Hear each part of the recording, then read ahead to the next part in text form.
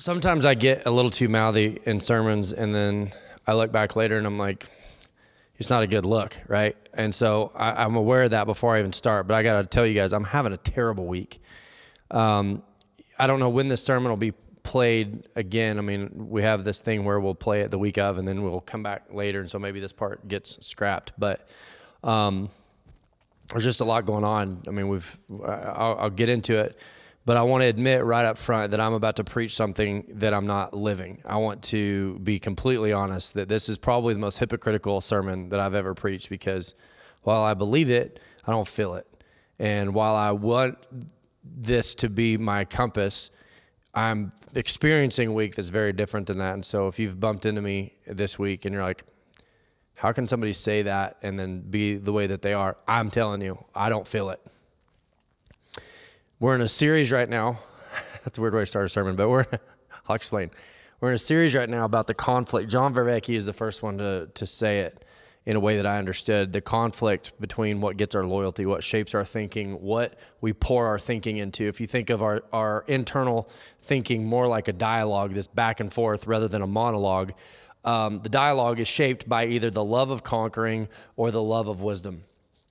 And while he's the first person I've ever heard say that, truth is, I've found a lot of that in the Word, and that framework makes a lot of sense to me. And the first time I heard it explain love of conquering versus love of wisdom, it clicked. It made a lot of sense to me.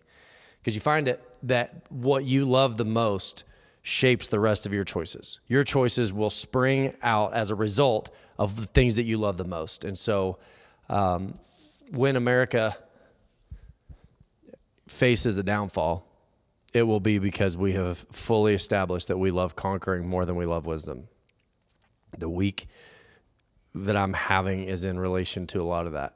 And I don't want to just point to something sad in the world and go, this is why I'm sad. But when you see the images coming out of Afghanistan, I know terrible things happen. I know terrible things go on. I know that people suffer. I know that people go through terrible, horrific things. But when you see it and when you watch it and you realize the injustice that goes on in the world, and when you realize that the bad guys are winning this week, I have lost friends to COVID this week. You see people getting sick, and then you see the government just losing its mind, trying to grab more power than it deserves. And people that I care about that are sick and they're suffering, the government's lost its mind, human atrocities. I mean, it's just one of those weeks where it's like, I don't want to preach. I don't want to talk about anything. I'm frustrated by what I see in the world, and I'm frustrated by how I feel about it. I don't even like my own reaction. And so just know I feel the opposite of what we're about to talk about. My default setting, for you guys that haven't figured this out already, my default setting is way more conflict-oriented than wisdom-oriented. And I love learning. I love knowing more. I love information. I love digging in and finding new things. Don't get me wrong. But my default setting is I like to fight. I like conflict. And in weeks like this, I know I'm not alone. Weeks like this, you're like, just put me in the game. Let's just start fixing stuff. Let's get involved. Like, let's just turn our feelings off, point me to the bad guys, and just who's with me? I mean, like deep down that this feeling just starts to well up of like, how much of this do I have to take? How much of this do I have to just sit on the sidelines and just absorb? How much of this is just going to get crammed down our throats before we stand up and fight? And like, that is just in my nature to be like, let's go to the fight. I feel like I'm more edgy this week. As a result, I feel like I'm far more intolerant. My patience is a struggle. I got literally mad at the wind today. The wind's blowing and we're trying to do stuff. And I'm like, could you just stop? Like, it's just always, if I'm not careful, the conquering, frustrating, angry element of my personality just shows back up. It's not invited. It's just there. You want to know how petty it got? I'm not sure if I should admit this or not, but here's how petty it got. I held the door open for somebody today, and it's one of those where it's like kind of an awkward amount of time. Like, it's probably far enough I could have just gone in, but I was like, I'm going to wait.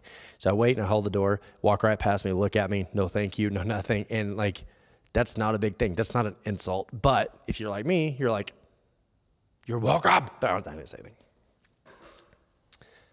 I want to pour myself into a war right now. I want to pour myself fully into fixing the problems. I want things to go back to normal. I want to pour myself into the injustices. And you're like, why are you telling us all this? This makes you sound really, really bad. Here's why. Because that's just it. That's just it. We're talking about the fruits of the Spirit. When we choose love, when we choose Jesus, when we choose the discipline of saying yes to what he says yes to, the truth is we're going to pour ourselves into something. We will pour ourselves into something. And so you look at the fruits of the Spirit, and it's like the definition of the very first fruit that you find in the fruits of the Spirit. Let me read it to you. The description of love, Galatians 5:22 through 23. And this is the series we're in about the fruits of the Spirit. But the fruit of the Spirit, remember it says fruit. So completing one is like completing all of them. Fruit of the Spirit is love, joy, peace, forbearance, kindness, goodness, faithfulness, gentleness, and self-control. I told you it's a hypocritical sermon. I don't feel that way this week. I don't want those things. I look at that list and I'm like, those are all things we can do later. The world is falling apart and the bad guys are winning, and yet love is this. Love is an interesting one because you can find it in both sides of the coin. You can love things on the conquering mindset, and you can love things in a wisdom mindset. If you're taking notes, I've got a few points. And here's the first one. The first one is that you will pour yourself out. It's just how life works. You don't get to save it up. If you pour yourself into time on the phone, if you pour yourself into time on the couch, you're still pouring yourself into something. There's no way to turn the faucet off. I mean, that's a fundamental, important cornerstone when we start looking at the fruit of the Spirit, is that you will pour yourself out. You will operate in love. And if you know that, it just changes the course of where we pour ourselves, what we pour ourselves into. Okay. Deep breath. I'll get into the stuff that actually matters instead of just my shortcomings. John 13, verse 2 says this: the evening meal was in progress. So Jesus is having a meal with the disciples. And the devil had already prompted Judas, the son of Simon Iscariot, to betray Jesus. Verse 3, Jesus knew that the Father had put all things under his power, and that he had come up from God and was returning to God. So he got up from the meal, took off his outer clothing and wrapped a towel around his waist. And after that, he poured water into a basin and began to wash his disciples' feet, drying him with the towel that was wrapped around him. What we see, if the definition of love is pouring yourself out into something, pouring yourself out into, there's people that just love fishing, and they can spend money on it, they can spend time on it. Fishing is like their thing, or golf, or work, or investments, or church, or anything. Anything. Think about any of the things that you love. It's easy to pour yourself into it. And Jesus, at this meal, he is sitting down and he's spending time with his disciples. And Jesus is getting ready to pour himself out as an offering for humanity. And at the exact same time, that as he's getting ready to pour himself out as a sacrifice, he's pouring himself. This is Jesus. This is the cornerstone. This is what I cling to in weeks like this, where I feel like I'm just lost in the ocean and my sail is broke. I go back to Jesus and I go, but Jesus, I know that who Jesus is important to me in weeks like this, where it feels like the world is upside down. And it says that Jesus is about to pour himself out as an offering, but first he's pouring himself out in service. Judas was tired of waiting for the crusade. Judas was ready to start an uprising. Judas wanted a war. The Romans were doing to the Jews unspeakable, horrible atrocities, and Judas wanted to be a part of the solution. And so at the same time that Jesus is pouring himself out, Judas is pouring himself out into betrayal for 30 pieces of silver, but either way, they're both pouring themselves out. This idea that Jesus wants a lot for me, but I'm just not one of those people. I'm just not a fanatic. And that's what Judas is showing, is we're all, in essence, wired towards fanaticism of some sort. This casual approach or version of Jesus doesn't keep you from pouring yourself out into something. I think that's an important distinction, is if you think, I'm just a moderate person. You can be a moderate person, but you're going to pour yourself out into something. When you look specifically at what Galatians is saying about the fruit of the Spirit is love, here's the thing. It's agape love. And agape love is, ready for this, a feminine, I know this is going to ruffle some feathers, but too bad I'm in a week for confrontation. It's a feminine demonstration of love. the fruit of the Spirit that God produces in us, even men, is this feminine demonstration of love. And I can feel the hackles going up. It's this caring, benevolent version of the word love. It means that when we start to operate according to the call of God on our lives, that our spirit begins to produce this benevolent, serving, motherly, almost caring. I think if you guys know Jerry Hicks, the way that he is with his grandkids, Jerry Hicks is as manly as it gets, but when he gets around his grandkids, he's got this just benevolent, serving, loving personality. And that's what I think of in my mind when I think of him pouring himself out for his grandkids. They mean so much to him. He'll miss all kinds of appointments to go spend time with his grandkids. I think of love as being like this mother's love, this caring, selfless. I remember when our kids were born,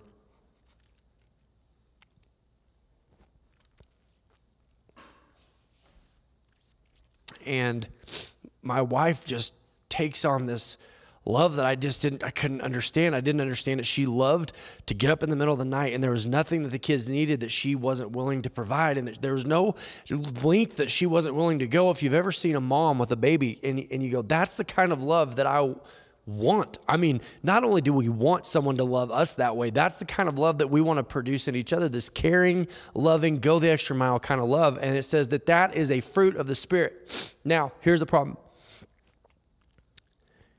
As touching a moment as that was with Jesus washing the feet of the disciples, Judas didn't want that. Judas wanted war, and this was not that.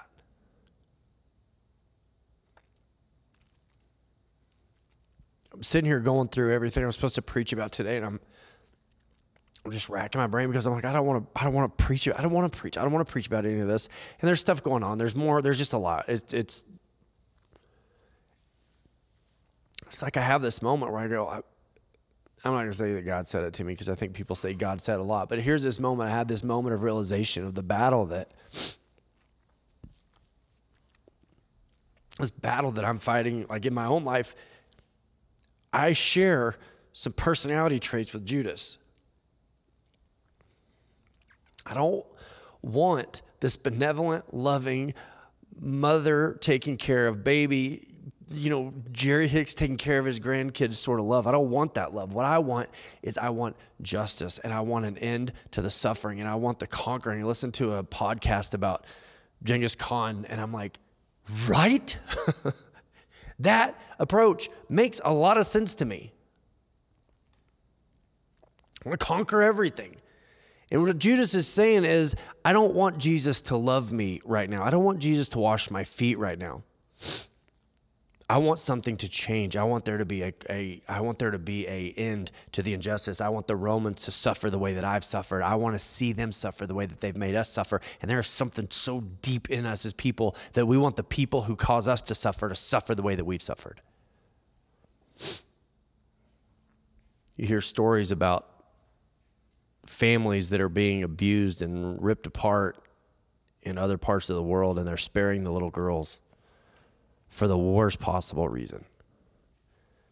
I don't want this loving, caring, intimate moment. I want an end to the suffering. Like, I want to be put on the battlefield. I don't want COVID to destroy any more families. I don't want people who are sick to not be sick, and the people that are dying, I just want this fixed, and I don't want the government to tell me what I have to do. So he comes to Simon Peter. This is verse 6. He came to Simon Peter, who said to him, Lord, are you going to wash my feet? As though Jesus is going to come to one of them and be like, not you. Jesus replied, you do not realize now what I'm doing, but later you'll understand. Peter says, no, you shall never wash my feet. If I'm going to give myself a little bit of slack this week, I would say that maybe it's not that I'm the same as Judas. Maybe I'm the same as Peter, because what Peter is saying is, Jesus, get up. I don't need you to be like this. I don't want a Jesus that's a feminine love version of a God. I don't want this caring, loving, nurturing love. I want to win. You can look at everything that happened in Peter. He tried to cut the ear off the soldier. He denied knowing Jesus because his team was losing. Peter was so wired, his hardwiring, his wires had connected to this conquering element, and all he wanted, his deepest love, was that he wanted to conquer, he wanted to win. And Jesus starts to wash his feet and goes, no, I don't want that.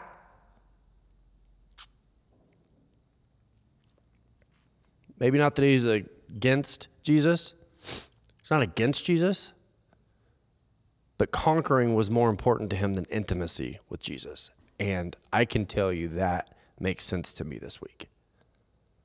I can tell you that intimacy with the person of Jesus matters. And I can tell you that I want the Holy Spirit to lead us into a transcendent version of ourselves. And I can tell you that as a church, I want people to love beyond their own comfort. Why are the lines not out the door to volunteer at this place? Why are there not people asking when it's their turn to cook? Why is there not 1,000 people lined up to help with the children's department? And the reason is we don't always pour ourselves out to the fruit of the Spirit that is love. Sometimes we want to wait until it's time to go conquer something. We want battle. We want to take up arms. We want to go get the bad guys. Here's my second point. If you go, oh, maybe I should go volunteer, you freaking should. You're going to pour yourself into something.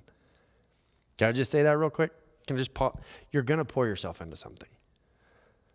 But here's my second point, is you're only going to pour yourself into your own greatest good. You will only pour yourself into your own highest good. I think sometimes people are like, oh, I don't want to get tied down. Oh, I want to stay independent. I want to stay free. I don't want to be obligated. You never say, I don't want to be obligated to things that you love. You're fine being obligated to things that you love. You're only going to pour yourself willingly into the things that you love the most, into your own highest good. Jesus answered, unless I wash you, you have no part with me. That was a whole mouthful, and Peter misses it. Remember, Jesus is about to pour himself out, willingly pour himself out, even though, if you're going to write the Bible and it's a fictitious story, if you're kind of wondering like the accuracy of the Bible, who makes the hero? Who would write into the story that the hero says, God, I don't want to do this? Jesus says in the garden, if there's any other way, let's do that one. I mean, it wasn't that it was easy. It says that as a sacrifice, Jesus is going to pour himself out as a sacrifice for all of humanity. And he's saying, Peter, unless I wash you, you have no part with me. While there's sins and injustices and sickness and human suffering going on out there, and while Jesus is about to head to the cross out there, and while people are dying in the streets out there, and while there's sickness and political uprising and the bad guys seem to be winning out there, Jesus prioritizes the privacy and the intimacy of a shared meal. Why? It says of all the things they could have taken on, of all of the things that they could have tried to go and guns a-blazing, it says that Jesus prioritizes intimacy and personal relationship and service to each other. And it frustrated the people that were there because they saw all the stuff that was going on out there, unaware of what Jesus was going to do out there to fix it. It seems way too granular. It's too small. Jesus, like, I get it. I love you too. Okay, great. But where are the guns? And I'm not even saying that the people that are concerned about government overreach, I'm not saying you're wrong. You're probably right. But my problem is that the church always has to kind of walk on eggshells because we don't want to say the wrong thing or do the wrong thing. And like, I want you to know, I feel combative in my spirit. I feel combative this week. It's not that I don't understand it, but what I see Jesus doing is right before he goes and pours himself out as a sacrifice, he spends time loving the people that are going to go through it selflessly. He is selflessly pouring himself out for them. His intimacy, here's what they probably missed, all except probably John. Knowing the personalities, I'm going to guess John probably caught it. His intimacy and his personal relationship with them was sacred. It's a sacred moment. Because that's a good question to ask every now and then. It's a good question to ask ourselves out every now and then is, what is sacred in my life? What is so sacred that the difficulty outweighs the pragmatism? And you go, what does that mean? Something that outweighs the practical day-to-day life, something that you'll take time out of your schedule to do, something that you will honor, something that gets your respect. You'll know that something is sacred because the correct response to something sacred is awe. A-W-E, awe. You realize something's bigger than you and you're drawn towards it. That's a sacred moment. And Jesus is having a sacred, intimate moment. And Peter and Judas and Jordan are so focused on the big picture and the things and the conquering and the winning that they don't realize they are missing a sacred moment for the sake of a battle. It says that the angels sang, holy, holy, holy, when talking about God. And here he is washing their feet. In human form, in person form, this God, this sacred moment is completely missed because God became too small in their minds. R.C. Sproul said it this way, that holiness, God's holiness is traumatic when we see it.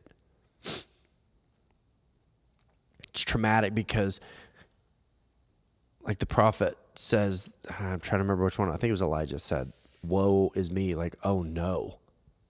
Oh no. God is so good. And the consequences of imperfection are so bad. And I am so imperfect. And it's a sacred moment that gets missed because Judas didn't want it. Peter didn't want it. People will only pour themselves into their own highest good. I want to read you a quote. There's some argument, whether it's Genghis Khan or Genghis Khan, and here, I'm going to tell you the truth. I really don't care. I've said Genghis Khan my whole life, so I'm going to keep going. His quote, it sounds so terrible. It sounds so terrible, and if you're like, oh, that's offensive, I'm in a good mood for it. He said, the greatest happiness is to vanquish your enemies, to chase them before you, to rob them of their wealth, to see those dear to them bathed in tears, to clasp to your bosom their wives and daughters. Oh, man. Ugh. That's a terrible quote. But we're reminded that people have a very dark ability to desire conquering. You don't think that about your neighbor. Oh, I don't want to see all these terrible things happen on my neighbor. What about the people that are perpetrating horrible atrocities against humanity? And we go, well, yeah, those guys maybe. I mean, we're all capable of that. We're all capable of being so riddled with the desire to conquer that we get distracted from the intimacy and the personal nature of a quiet God, of a polite, whispering God that would rather wash our feet than put guns in our hands. Figurative guns. Don't walk out. Jesus said, unless I wash you, you have no part in me. He couldn't have said it much clearer that unless I do what I'm going to do, you don't have any hope, Peter. If I don't wash you, you cannot win. Listen to this answer. It makes me laugh because we know people like this. Then Lord, Simon Peter replied, do not just wash my feet, but my hands and my head as well. I got taught when I was in Sunday school that was like Peter having a repentance moment. BS. He was not having a repentance moment. He's having a conquering moment. He goes, okay, then don't wash my feet, wash my whole body. I'll be your best disciple. He's still conquering. The conquering wasn't broken in that moment. Look at everything that took place over the next several hours. See, that's the problem, is that we can go, we want to kill the bad guys. Okay, we want to be the best good guy. And we still miss the moment. Jesus said, I will conquer for you. And Peter heard, try harder. I like try harder because I get to control the output. There are days I wish Jesus would say, try harder, do more. The reality is I'm faced in life, and I think we kind of all are, with things that no matter how hard I try, I can't change. There are things that, outcomes that I can't affect. I want to go to John 19, back to Jesus. I hope what you're getting out of this is the role that Jesus plays in this conquering concept. John 19, verse 8 says, when Pilate heard this, he was even more afraid and went back inside the palace. He says, where do you come from? He asked Jesus, but Jesus gave him no answer. It's kind of a flex move right there. He's looking at Pilate. Pilate, in human terms, holds the key to Jesus' future, and Jesus is like, it's already done.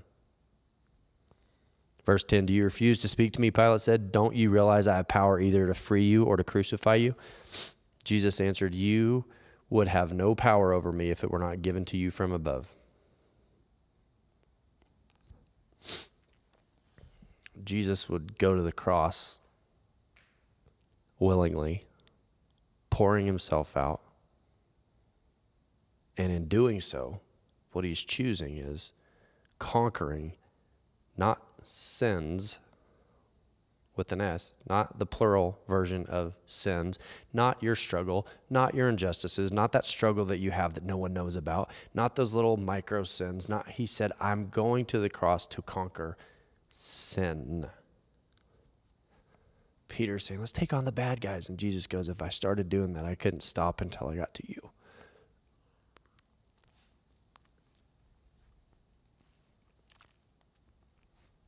I would have to keep going until I had eventually wiped out everybody, because we all understand that humanity is not perfect and we're not perfect. And so what we're saying, we're like, give me the war, give me the battle. What we're saying is call down hell on me. And I'm not talking about standing up for what's right. That's not what I'm saying. I'm saying the love of conquering cannot outweigh the love of wisdom. The fear of God is the beginning of wisdom. This desire to go, but Jesus, if that's not right, show me what is. Jesus is going, you're going to have to take some losses. Nope, conquering is the most important thing. Here's my third point. The pouring out is not optional. You're going to pour yourself out. There's no way around it. You're just going to. You're going to pour your time and your money and your resources. You know, well, I'm saving my money. Well, then you're pouring yourself into security. I mean, there's no getting around it. You're going to pour yourself into something. The choices are optional. The reason that we encourage people to give and to be engaged into a church, and if you can't give here, go somewhere that you can. Go find a community you can pour yourself into that's positive, because as people, we freaking need it. We need healthy church communities right now more than ever. We've got to be a city on a hill that demonstrates this selfless love, this benevolent, feminine, pouring out, motherly version of care that the world desperately needs. And so if you can't give here, go somewhere you can. But if you go here, act like it. Engage, be a part of an actual solution, because that's the thing. You don't get to choose whether or not you pour yourself out. You do get to choose where. So he's getting ready to go to the cross and pour himself out at a macro level to cure sin. But first, he spends time at a micro level washing the feet of his disciples.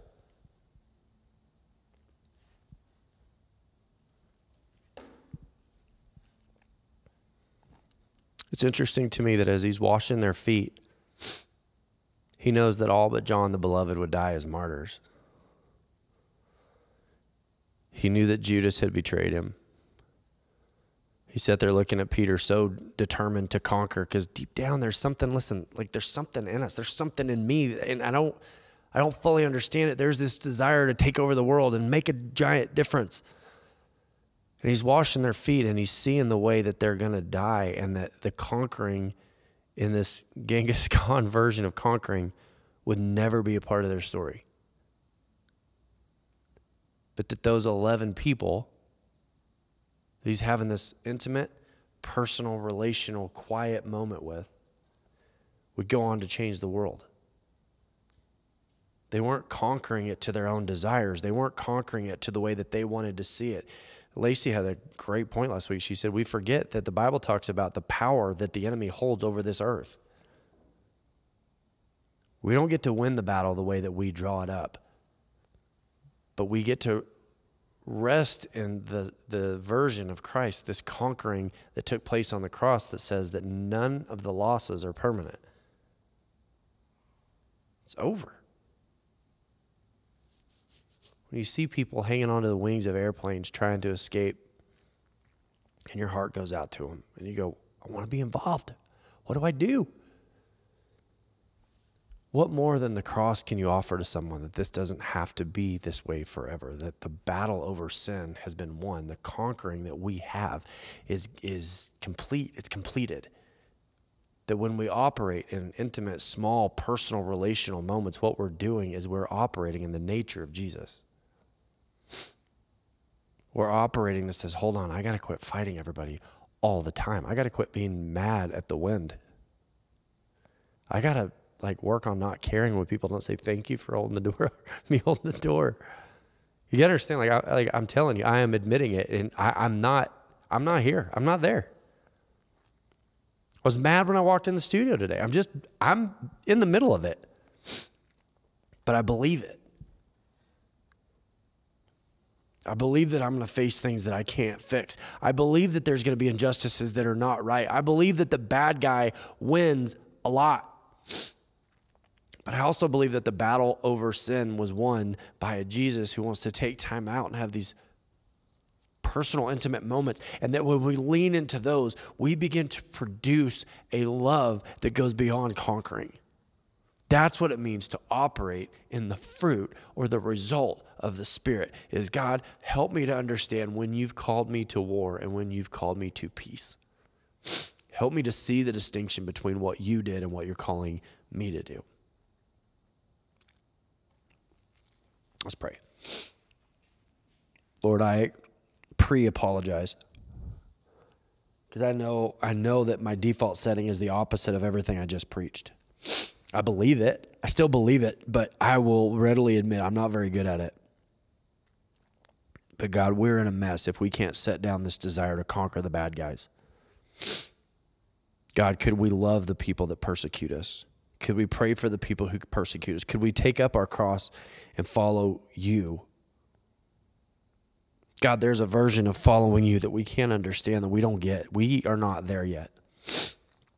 But God, for your mercy and for your grace and for your willingness to serve us somehow in your heart, in your personality, that you serve us as we are discovering the holy, holy, holy nature of who you are. God, that it's a process and it takes time, but God, when we get there, God, that there's hope. And there's a better version of ourselves than the one that we found on our own. I pray in Jesus' name, amen.